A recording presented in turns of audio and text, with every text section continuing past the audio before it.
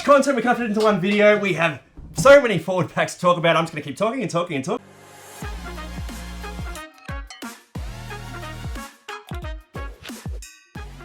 All right, number 8 spot in our forward pack rankings, Miles. Who have you got here? Right now, we've got the Cronulla Sharks, and I think at this point in time, it's a little bit of a depleted squad from last year. You had guys like Aiden Tolman retiring, Fafita moving on as well. I know you're a big fan of Andrew Fafita. The legend, Andrew Fafita. But they do have some solid guys in this forward pack. I don't think they have any true superstars. I'm thinking guys that are solid, like Finucane, Hamanuele. I think Toby Rudolph is very solid, although they've missed him for parts this year, and it really shows. But for me, the strength of this forward pack is their explosive edges. Oh yeah. Nikora's an absolute freak, and look, Cronulla get the job done through those explosive edges, but it is more the centres and wings. At number 7, we have the Canberra Raiders, and I'm going to take a breath because I'm too excited. Look, Canberra Raiders.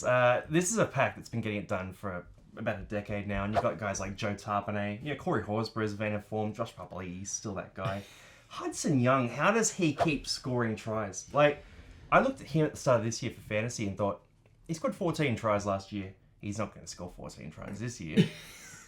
Is he on like 7 or 8 tries now? I think it's 3 or 4, 5 actually. I think it's 5 at the moment. You might want to fact check me on that one. I'm going to check this. Yeah. I think for Hudson Young, like I mentioned it in our New South Wales Blues predictions video, that we need him in the team because he just seems to be one of those guys who is all effort and he loves the niggle, mate. Like he can get in there and be aggressive with the best of them, and I think we need someone that Queensland need to hate to draw their focus so that we can play a bit of smoke and mirrors because they do that all the time. They say, oh, we're going to start Ben Hunt. Well, we might not start Ben Hunt. Oh, we're going to start Harry Grant. Like, they play mind games all the time. Let's play our own. Let's get Hudson Young in there, set him up, and I think he can be the guy that Queensland hate. Yeah, and you're right. Look, it's 5 tries this year too. 3 in the last 4 weeks. So that's probably what I was thinking about, like extrapolating. Recency bias came in there. He's in great form. And look, if they had a better hooker, I'd probably have them maybe in the top 4.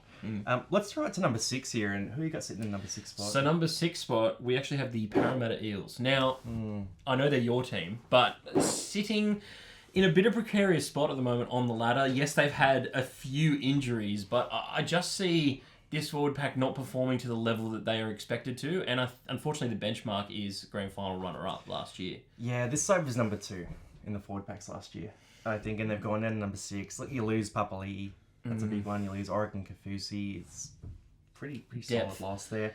You lose Reid Marnie. Hodgson's form hasn't been it. I was hopeful, but I know. It was a tough call. I mean, look, Sean Laney hasn't sort of come back to that level that he was at last year, and he's got a hamstring injury now. Yeah. Look, Madison's playing better than he ever has. Oh, and Hopgood's a find. Hopgood's, the fact that you guys have re-signed him again for another year, I think is a very positive move, because sometimes Para don't make the best moves in the signings department, but that is a good one. That is Parramatta, though. Like, finding a guy who is undervalued at his current club. You know, Isaiah Papali'i was the 10-minute player at the Warriors when we signed him. Look what we turned him into. You know, Hopgood's that guy. Sean Lane was a journeyman when he came to Parramatta. Madison was pretty good, but he's better now. Regan Campbell-Gillard had a contract that was being paid for him to leave. Like, we find some value, not Hodgson, but, you know, the other players are finding value, and it seems to be working. I'm going to jump in with number 5 here, South Sydney Rabbitohs. And this forward pack is a bit of a mixed bag. Look, Cam Murray is that guy. Oh, yeah. He's only behind Isaiah Yeo to some. We had him above Isaiah Yeo. Yeah, it's a bit of a mixed bag. I probably have him as more explosive than Yeo, but he's there. You got Totola. Look, Kaloa Matangi started the year in fantastic form. Everyone's forgotten about that because he's been out for a month. Yeah, I know. He killed it to start the year. But they're just plugging in these random players, and it seems to be working. Like, they haven't lost a game since they lost to Melbourne earlier this year, and right now they're playing guys like Cheekham, who was an exile from the Tigers of all teams. Cheekham left the Tigers, and now he's playing all right for the Rabbitohs, who are leading the comp. And then you got Jacob Host. Like, what is this forward pack? Like, Tom Burgess has been out for periods this year as well, and Totola. Totola's been out too. Like, he can't catch a trick. They're finding guys from anywhere and plugging them in. I just think the strength of this forward pack, and why we've ranked them so highly, is no matter who they're putting in, it seems to be working for them. They're rolling down the field. Cook's getting good runs out of dummy half, picking off the markers, and Cody Walker and Latrell are playing off the back of that. I'll throw number 4 to you here, and it's a team we both love, and a team that we were hyping in the preseason. I'm going to again say it, the only podcast to be hyping this team. Yeah, I mean, we were pretty astounded to see them do as well as they have. I think we could be positive about them, but the Redcliffe Dolphins, at the moment, their forward pack is so underrated. It's a bunch of guys who wanted a different opportunity, and there's so many guys that have a point to prove in that forward pack that I think a lot of people should have been looking at them a bit better. I think guys like Tom Gilbert had a massive chip on his shoulder. He was like, well, the Cowboys don't want me. I'm going to go play my own game at a team that wants me to play it. Yeah. Same with Connolly Lemuelu. God, Connolly Lemuelu. Oh, he's been in form the last couple of weeks. Don't stop. Delicious. If you don't have him in fantasy, I'm sorry. The season's over. So sad about Connolly Lemuelu. He played Australian schoolboys. I was like, with the Cowboys, I'm like, keep him. Like, we produce back rowers like they're going out of fashion at the moment.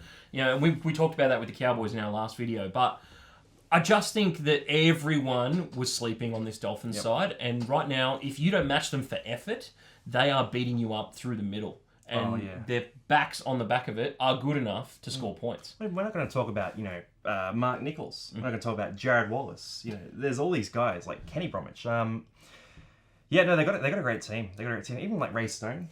Felice Kafusi's turning back the clock. Yeah. Like, he's belting people. Like, I'm scared for the playmakers in our game because Felice Kafusi's got a price on their heads at the moment, and he's coming to collect. And here's another guy I want to talk to you about. So, Jeremy Marshall-King, he said about 18 months ago, I want to be a top 5 hooker in the NRL. If we were talking about form today, is he a top 5 hooker? I'm just 2023. Is he a top 5 hooker? For me, absolutely he is. Like, just on 2023, 100%. He's that guy. And last year he wasn't bad. He was good at dogs. They've almost taken a downgrade at hooker. No, I don't know. By moving him on. So, I reckon Jeremy Marshall-King... I'm looking at fantasy right now and thinking, do I go Robson or Marshall-King? Because Marshall-King... It's a fair point. He's playing great footy. No, he's killing it. Yeah. It's ridiculous like what Jeremy Marshall-King's been able to do this year on the back of being cut off from the Dogs. And I think he wanted to go be coached by Wayne Bennett, and that's always a positive. I'm stoked for him. Let's go to number 3, a team I'm not stoked for because I hate them. You're very public in saying that. It's more fun if you're honest, right? I respect them. They're the best team in the game, all right? But I have to hate them. It's the Panthers. Look, for the Panthers, this is tough for me. The grand final last year was the biggest demonstration of what a strong forward pack can do for you in an important game. And the Penrith Panthers forward pack, it just suffocated Parramatta. Guys like James Fisher-Harris, one of the best in the game. Guys like Isaiah, one of the best in the game. Spencer Lanu's been kicking on this year. Leota hits hard. The thing that lowers them a bit, because they would be number 1 by a country mile. Like, they're in their own postcode for last year. But you lose Kickout and you lose Coruscant. Look, Sorensen's been playing well. Hosking's been playing well. But Kickout is one of those lockdown defenders on the edge. Not for work rate, but just for the try-saving tackles he pulled off. Yeah, it's definitely hurt them in the points department this year. They haven't scored as many points as you'd probably expect them to. I think Luai's had one good game this year, and then that was the most recent game that he's played. Sign of things to come then? Or do I see it continuing? No. I think they did this a few rounds ago. I don't know if Penrith were having a few lacklustre performances, then they pumped Canberra. Yeah. Then they went back to having a few lacklustre performances, a couple of losses, and then they pumped the Roosters. Like it doesn't make sense to me. I think it's a clear indicator of where Penrith are at the moment. They don't know what they've got in a lot of these players. And I think Hosking is a guy that I actually spoke about in our Penrith previews video before the season, that I thought he would steal that role from guys like Garner coming in and from guys like Sorensen. So he's in there at the moment doing very well. I just don't see the attacking potency. And then Liam Martin's been out as well. Let's throw it in there, because Hosking is an above-average attacker.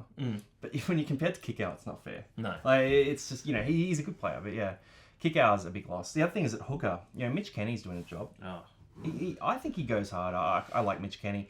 Sonny Luke, a bit rocks and diamonds. Again, really young guy. He's obviously got a bit of talent in that sort of Isaac Luke kind of mold. He can run the ball.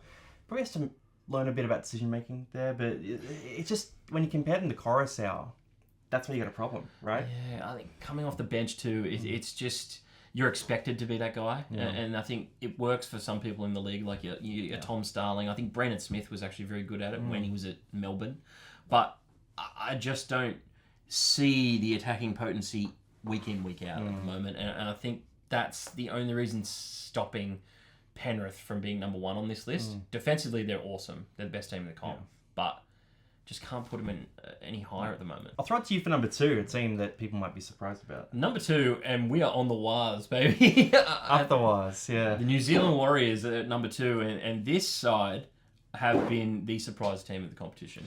Yeah. They are beating up teams through the middle and doing it with ease at the moment. I think back to games where they had against, especially my Cowboys, they've beaten us twice already this year, and it's just on the back of their forward pack being so strong. Like, Adam Fanua-Blake has come out this year and looked much fitter than he did last year. I think Tohu Harris being back and being the captain really helps. Like, he is the cool, calm head that a lot of these teams seem to go with at lock. Your Isaiah Yeo types, your Pat Carrigan types. He is that calming influence. And then their edges have been surprisingly explosive this year as well. Even losing guys like Eli Katoa, and it's just a plug in and play thing every week because they've had injuries Where as did well. Jackson Ford come from? Yeah. Like Martin Niokore, he's a good player. And Curran's been on the bench. Yeah, with the Warriors, like I look at these last 2 teams. So Penrith is one we got right. In preseason, we talked about them struggling in attack and got a lot of hate for it, but we were spot on there. The Warriors is one I personally got wrong. I thought they were going to struggle. Pack was good, but I thought the outside backs would really struggle, and they've all taken a leap together. Sean Johnson's in career best form. I just didn't expect it. So I'll proudly put my hand up and say I was wrong about the Warriors, but I'll tell you what, I'm rooting for them now. No, and I'd love for them to make the 8. If they make the 8, then I think they're going to become everyone's second favourite team. If my team doesn't win the comp, I want the Warriors to win the comp. And you know what they get next year? RTS. Yeah, I know. So it's only uphill for the Warriors. If this forward pack can keep going, imagine RTS on the back of it. Oh, yeah. Yeah, it's going to be ridiculous. Number 1 forward pack in the game, and this is a team who didn't necessarily recruit in the off-season, but just had a number of young players that made the leap this year. We've got the Brisbane Broncos, and look, they're a team that's consistently at the top of post-contact meters. Their forwards are producing a lot of offloads, not necessarily just in raw quantity, but in quality. You've got a team where, Pat Carrigan's taken the leap, and he's playing big minutes through the middle, and he's allowing Payne Haas to play a little wider. So we're seeing Haas running more of those edge lines, not fully out in the centres there, but those edge lines to feed other guys' offloads, and he's had a lot more line break assists this year than he has in previous years.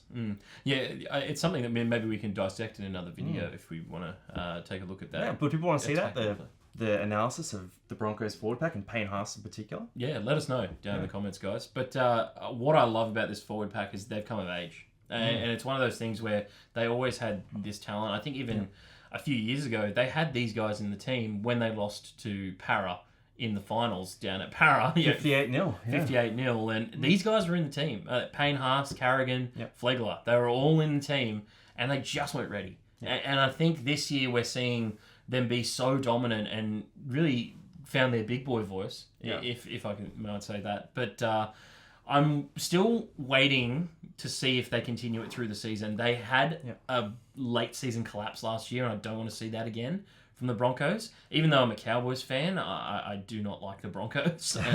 But I do want to see them do well. I do think they have a little bit of weakness on their edges. Capewell is solid. Ricky is a little bit less than solid, but can have a good game. I just think they need a little bit more potency there, and they'd be unstoppable. Yeah, I made a TikTok on the Broncos in the preseason talking about those explosive edges, talking about that forward pack, saying that they were guaranteed an 8 spot.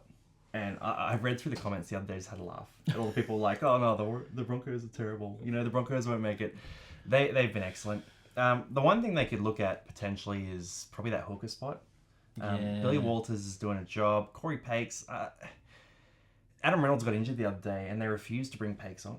So I don't know how much faith they've got in him. I think they were playing Carrigan. Yeah, it looked like 6. Carrigan at 6. Yeah, they've got Walters and Pakes. They obviously, I don't think they rate those guys super highly. So if they could get a hooker that was even at that sort of Tom Starling level, you know, that would be kind of special for them. But look, that's our 8-1 on the forward packs. Let us know if you agree or disagree with these rankings here, and if you want to see anything else ranked, drop a note in the comments, and we might make that video for you. See you next time.